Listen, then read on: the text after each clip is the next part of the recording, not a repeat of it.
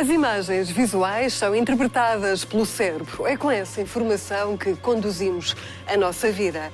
Mas antes das imagens ganharem forma, são luz captada pelos nossos olhos. Quando a nossa visão é comprometida, podemos estar perante doenças da retina. A retina é a membrana sensível à luz, localizada na superfície interna da parte posterior do olho. Bem-vindos a Retratos da Saúde.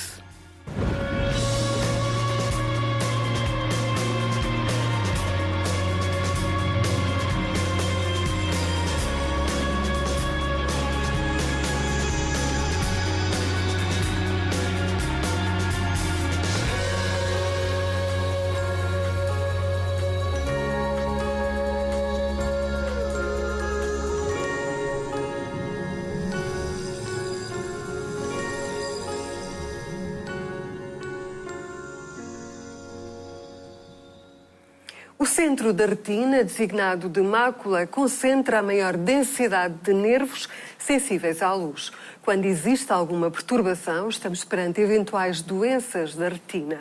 Para nos explicar como acontecem e como tratar, são nossos convidados os oftalmologistas especialistas em retina, Paulo Rosa, responsável pelo Departamento de Retina Médica do Instituto Gama Pinto, e José Henriques, diretor clínico do Instituto de Retina de Lisboa. Olá, sejam muito bem-vindos. Olá. Dr. José Henriques, qual é a função principal da retina? A função da retina é transformar a luz e as imagens em estímulos elétricos que depois o nosso cérebro vai descodificar. Mas também tem outras funções, como seja, a percebermos do movimento dos objetos, da forma dos objetos, da cor e dos sorrisos, naturalmente. Doutor, e como é que então o nosso cérebro consegue interpretar esses sinais de luz que lhes chegam? No fundo, o que nós podemos fazer é aquela comparação clássica com uma máquina fotográfica em que a imagem que nós captamos passa através das lentes, neste caso, duas lentes que temos do olho, a córnea e o cristalino, e vai-se focar, como disse há pouco e muito bem, na parte posterior do olho, numa zona nobre da retina chamada mácula. Imagine que é o sensor de uma máquina fotográfica que vai captar a imagem. Esse sensor vai transformar a imagem em sinais elétricos que depois vai enviar, e como disse e muito bem, depois para o processador e posteriormente para o cartão de memória, que no ser humano é o próprio cérebro. No fundo é isto que depois os fotorreceptores, onde estão as células que captam as imagens, têm uma série de ligações elétricas que se vão juntar no chamado nervo óptico, que depois enviam a imagem para a parte posterior do nosso cérebro, a zona visual do nosso cérebro, na zona occipital, que voltam a processar a imagem no que ela é. A degenerescência macular é uma doença que consiste na deterioração da mácula, a parte central e mais vital da retina. A doença afeta os idosos, é igualmente comum entre homens e mulheres. A causa é desconhecida, mas a doença tem tendência a aparecer no seio da mesma família. A diabetes afeta também a retina, porque os níveis de açúcar no sangue lesam os pequenos vasos sanguíneos e, em consequência, tornam-nos mais propensos à deformação e às fugas de sangue, originando ramificações. São estas as doenças mais comuns da retina, ainda que sejam clinicamente muito diferentes, os meios de diagnóstico e as formas de tratamento coincidem.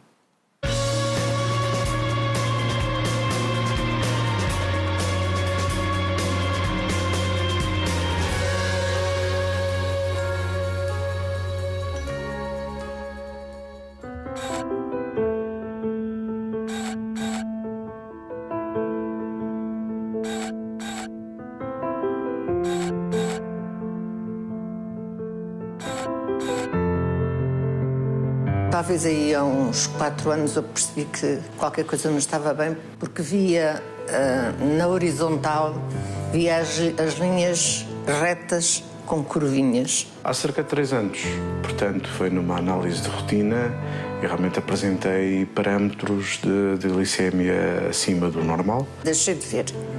praticamente do olho direito. Eu nunca pensei que fosse a diabetes que tivesse na causa dessa dificuldade da visão. Deixei de ler à noite, eu gostava muito de ler na cama, deixei de ler na cama. Essa foi a primeira coisa que eu deixei de fazer. Comecei à procura de aplicações que, em vez de ler, sejam elas a ler por mim. Está a ver? Portanto, aplicações já dos cegos. Para longe não via nada, não conseguia distinguir, por exemplo, um letreiro grande, uma inscrição, não conseguia. É muito complicado. É assim, é aos 50 estar a ver a reforma, não é? O controlo dos fatores de risco e o diagnóstico precoce são os melhores aliados para travar a evolução destas doenças. No que diz respeito aos exames complementares de diagnóstico, esta é uma retinografia, é do nosso doente, que é o Carlos, é um doente que apresenta uma retinopatia diabética, que ainda foi tratado a tempo. Vêem-se que os exudados duros e lipídicos do edema macular, típicos do edema macular, e algumas hemorragias, e, portanto, é uma situação que necessita de tratamento, e com um exame simples é possível fazer um rastreio e uma orientação destes doentes numa primeira fase. Para além da retinografia, a tomografia de coerência óptica é outro dos exames que permite fazer a avaliação e controlar a evolução destas patologias. E realmente permite-nos ter imagens que há uns anos só seriam possíveis cortando o olho às fatias e observando ao microscópio, que obviamente não é possível com os doentes. Mas veio mudar radicalmente a forma como acompanhamos estes doentes. Torna-lhes a vida muito mais confortável e permite uma aferição e uma orientação muito mais precisa do tratamento. Há alguns meses atrás houve inversão. Graças às mudanças de hábitos, ao tal controle dessa pirâmide infernal, não é? E também porque a terapia começou a fazer efeito. Os tratamentos de última geração das patologias da retina passam grande parte das vezes pela introdução de fármacos intravítreos. Comecei a fazer uma injeção de mês a mês, melhorei muito, realmente deixei de ter aquelas coisas, aquela percepção de não ver. Comecei a ver, comecei a recuperar. Esta nova forma de introdução dos fármacos mediante uma injeção dentro do olho é extremamente segura, não isenta de risco, mas extremamente segura, e permite realmente melhorar de forma incomparável os resultados nestas patologias. O laser continua a ser também uma pedra basilar no tratamento das doenças da retina. O laser tem basicamente dois mecanismos de ação. Por um lado, impedir que os vasos libertem ou continuem a libertar o líquido e a fazer o edema, e por outro lado, fazer com que os vasos novos, aqueles que não fazem lá nada, que são nocivos, eles mirrem, fiquem pequeninos e que desapareçam. É tão suave quanto isto. Sente alguma coisa? Não sente nada. Graças à evolução da medicina, a maioria dos pacientes pode agora ter uma vida praticamente normal. A mensagem é positiva e de esperança.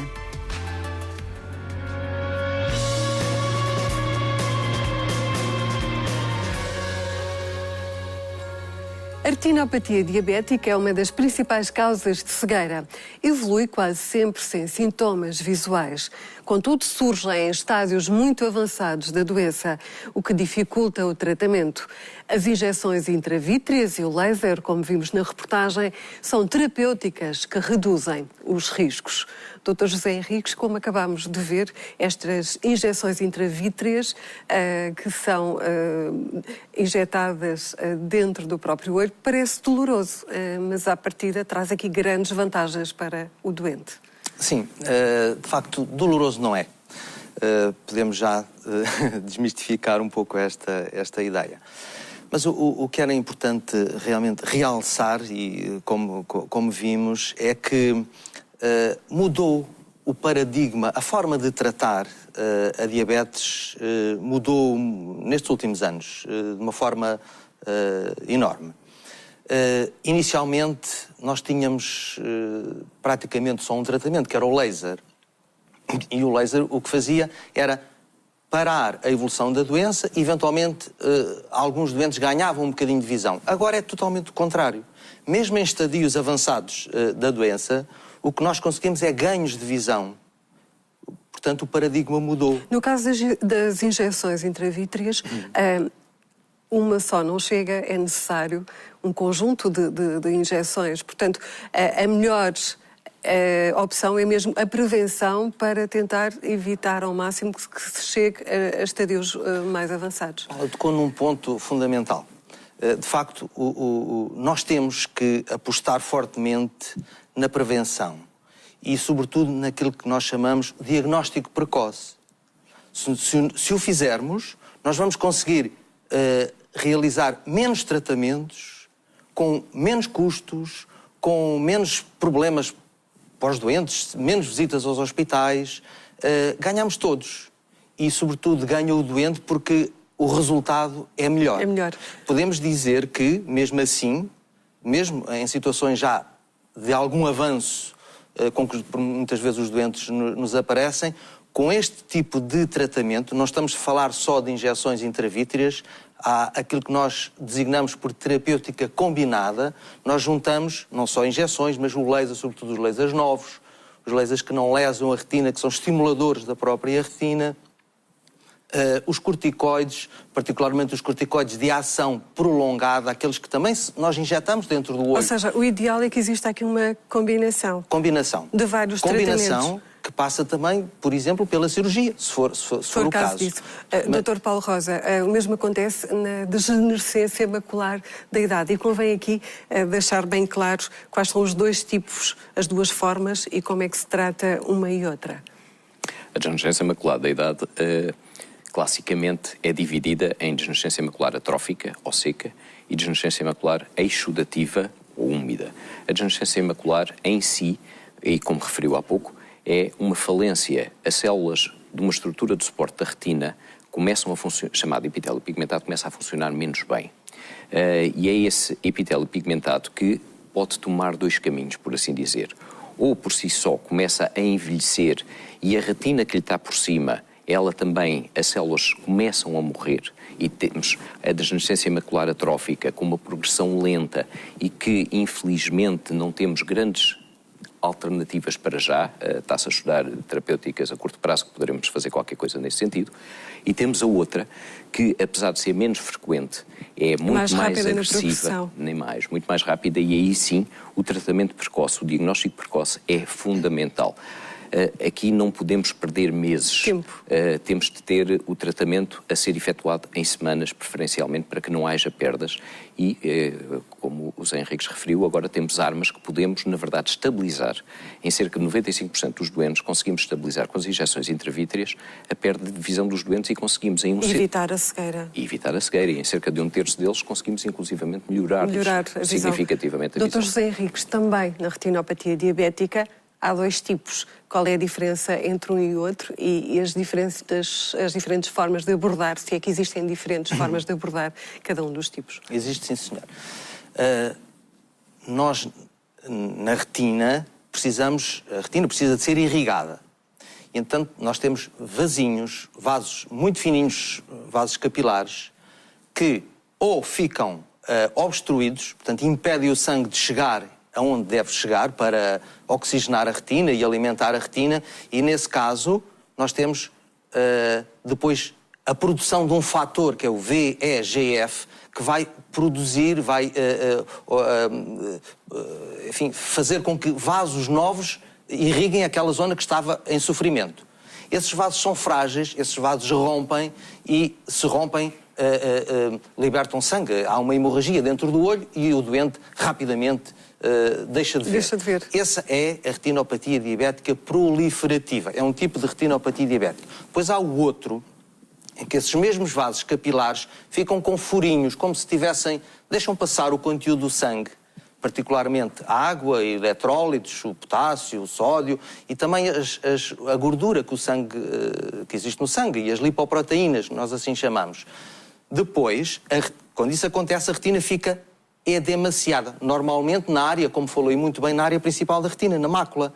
Ou seja, quando começamos a ver desfocado, pode ser uma situação dessas? Enfim, num contexto de um doente com diabetes, se começa a ter alguma visão perturbada, os objetos menos nítidos, pode eventualmente estar no início o tal edema macular diabético, uma das formas de retinopatia diabética. Mas eu gostaria de referir um aspecto muito importante que, quer uma, quer outra, elas são silenciosas durante a maior parte do tempo. E podemos ter... E quando acontecem numa fase em que exige uma intervenção muito rápida. Muito rápido, mas tivemos 1 ano, às vezes 1 ano e meio, até 2 anos de intervalo em que podíamos atuar de uma forma precoce, mas deixamos só quando, quando os olhos nos traem, basicamente. Exatamente. Portanto, é que acontece, de facto, essa necessidade. A grande importância, eu realçava aqui, a grande importância do diagnóstico precoce, mesmo sem queixas. Todo doente diabético tem a obrigação, e isto de é bom cuidar que todos dos seus nós olhos. saibamos isso, uma vez por ano, ou faz uma fotografia do fundo ocular, do seu olho, ou vai a uma consulta de um médico da especialidade. Muito bem. São várias as patologias que afetam a retina. Algumas delas raras, mas com grande impacto na qualidade de vida do doente. O diagnóstico precoce é a melhor arma para combater estas doenças.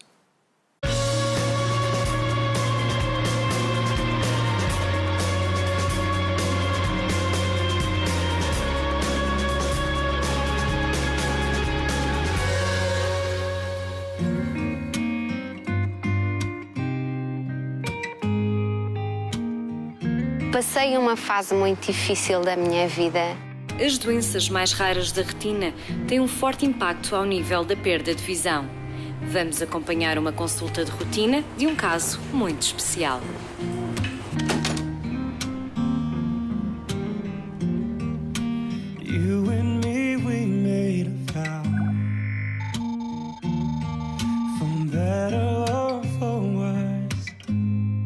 A Marta tem o diagnóstico do síndrome Vogt-Koyanaki-Arada, que é uma afecção multissistémica. Nesse caso, teve o envolvimento dos 4/5 posteriores dessas duas estruturas anatómicas, da retina e da coroideia. Procedeu-se à instituição de corticoterapia durante 1 ano, com sucesso anatómico e funcional significativo. Há cerca de 1 ano e meio atrás, de um dia para o outro, deixei praticamente de ver. Dá que pensar, porquê que me aconteceu? Porquê a mim? Esta doença praticamente mudou tudo na minha vida. No primeiro mês deixei de conduzir, deixei de ver televisão, portanto, sempre que tinha que me deslocar ao hospital para alguma consulta, tinha que recorrer sempre a terceiros. O exame na lâmpada de fenda é o mais usado da oftalmologia. Com ele é possível avaliar o olho em detalhes que vão da córnea ao nervo óptico. Marta, está muito bem. Vamos então proceder a um exame mais específico. Está bem? Quero acompanhar-me.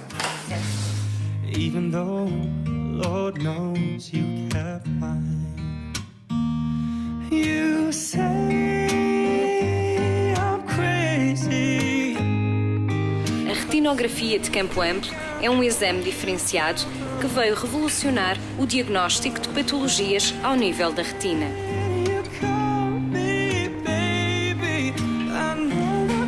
Dr. Marco, o que é que esta máquina veio trazer de novo à oftalmologia? Este aparelho vai revolucionar, acima de tudo, em termos de aquisição de imagem, na medida em que as retinografias clássicas faziam um varrimento de 30 a 45 graus do fundo ocular.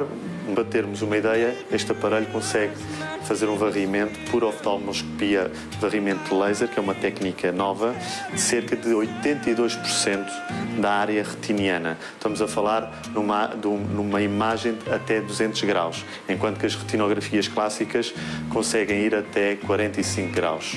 Vamos então ver o que é que a imagem dos olhos da Marta nos diz? Sim, vamos lá. Podemos ver então agora aqui a aquisição da imagem aqui do olho direito da Marta, em que efetivamente podemos ver aqui a área mais nobre da retina, aqui estes 5 graus centrais, mácula estável e, acima de tudo, podemos ver o potencial iconográfico em termos de aquisição de imagem de toda essa média e extrema periferia, que de facto era um campo que estava limitado pelos meios de imagem que tínhamos ao nosso dispor, os meios de imagem antigos e os clássicos, não é, da retinografia, e que efetivamente foram ultrapassados com o aparecimento do Optomap. Felizmente, a Marta encontra-se o quadro clínico estável e desejamos que ela continue assim para os próximos anos. Neste momento posso dizer que estou curada, sim. Estou curada e todos os exames que tenho feito recentemente têm dado 100% de campo visual e, portanto, estou a ver 100%, sim. Uma lição de vida, uma história com final feliz e o melhor, com muito mundo para ver.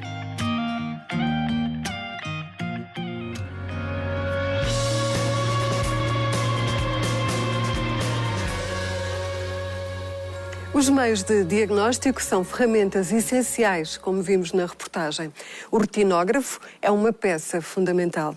Dr. Paulo Rosa, com este aparelho, que tem cerca de 200 graus, portanto dá-nos uma grande amplitude, o que é que se consegue ver na retina? Conseguem-se detectar todas as doenças periféricas, para além deste caso concreto? Estamos a falar num retinógrafo especial, o Optomap, que na verdade tem uma lente que nos permite, tem um sistema de lentes que nos permite abarcar quase a retina na totalidade. E é muito útil, por exemplo, em diagnósticos precoces, na retinopatia diabética, em outras patologias da retina, em que nos permite ver a retina num todo. É verdade que depois, para distinguirmos determinados pormenores da retina, temos de aprofundar mais, temos de ir à zona central da retina e aí a angiografia fluoresceínica, os OCTs, principalmente os OCTs de última geração, a chamada tomografia de coerência óptica, dão-nos uma imagem muito mais detalhada e então agora, graças à evolução quer da imagem, quer da parte informática, conseguimos ter máquinas cada vez mais eficazes que nos permitem dar diagnósticos cada vez menos invasivos e cada vez mais precisos. Ou seja, para quem está lá em casa a entender, a tomografia vai fatiar o olho, se é que posso dizer assim. Nem mais. Exatamente, retina, é como se fosse um corte histológico. Isso mesmo, aquelas imagens quase que vemos de microscópio eletrónico, em que há aquelas várias fatias, os OCTs conseguem, a tomografia de coerência óptica, consegue nos dar se tem ou não tem líquido no interior, se os vasos sanguíneos estão ou não estão alterados, se a retina está ou não está levantada, e isto com um grau de fiabilidade fabuloso, e estão a sair mais uma nova geração de OCTs ainda com maior definição, o que cada vez nos vai facilitar mais a vida no tratamento e na detecção destas patologias. São meios de diagnóstico também, no caso da retinopatia diabética, mudam tudo, em termos de a vossa atuação. É interessante termos abordado esta questão, porque o diagnóstico vai-nos permitir tratar melhor. Eu explico um pouco melhor. Quando estamos a falar de doenças da retina, e particularmente da retinopatia diabética, se nós estadiarmos o doente de acordo com o grau de gravidade da doença, nós conseguimos aplicar um tratamento de acordo com aquele nível de doença. E isto, o estadiamento é o primeiro passo para se fazer aquilo que modernamente nós chamamos de terapêutica personalizada. Ou seja, a cada doente aquilo a que ele tem direito, aquilo a que ele precisa, aquilo a que lhe faz melhor. E é de facto na conjugação depois, quer dos exames de diagnóstico, neste caso o OCT, o Optomap, enfim, a angiografia, tudo aquilo que nós temos à nossa disposição, conjugando isso com o nível a que o doente, o nível de doença que o doente tem, conjugando isso com o tipo de tratamento para cada situação, nós conseguimos melhores resultados, conseguimos ser mais eficientes, ou seja, mais económicos, ter menos recursos, usar menos recursos quando estamos a tratar e ter naturalmente muito melhores resultados, com os doentes mais satisfeitos, com a sociedade a gastar menos recursos e ganhamos todos, naturalmente, com isso. O mesmo acontece com a degenerescência, que acaba por ser um problema gravíssimo quando chegamos aos 50 e aos 60 anos. Nem mais. Porque é uma doença que, se não for tratada, leva a que essas pessoas fiquem perfeitamente dependentes de terceiros, perdem a autonomia, perdem a capacidade de comunicar com o mundo exterior, muitas vezes, o que leva a depressões graves e a ausência, digamos, da sociedade. Por isso se quiser, ainda mais premente do que a retinopatia diabética, porque, como o Dr. Henriques disse muito bem, o doente diabético, às vezes temos ali um hiato de 1 ano em que podemos tratar aquele doente. Na degenerescência macular, como eu já referi, até porque aqueles doentes são mais vigiados também pelas outras especialidades.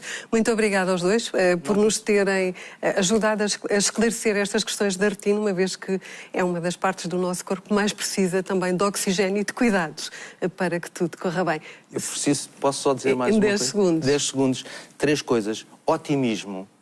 Temos coisas novas, temos possibilidades de melhorar muito. Um doente com doenças deste tipo, retinopatia diabética, degenerescência macular da idade. Segundo, precoce. Terapêutica precoce. Quanto mais cedo, melhor os resultados. E em terceiro lugar, mudemos um pouco o nosso estilo de vida, a alimentação, enfim, o controle da tensão arterial. Que é o que nós vamos dizendo aqui todas as semanas para quem lá está em casa. Já a seguir, aprenda a analisar os sinais e marcas do rosto. Propomos também que agarrem papel e caneta. Vamos divulgar receitas deliciosas, ricas em ingredientes anticancerígenos.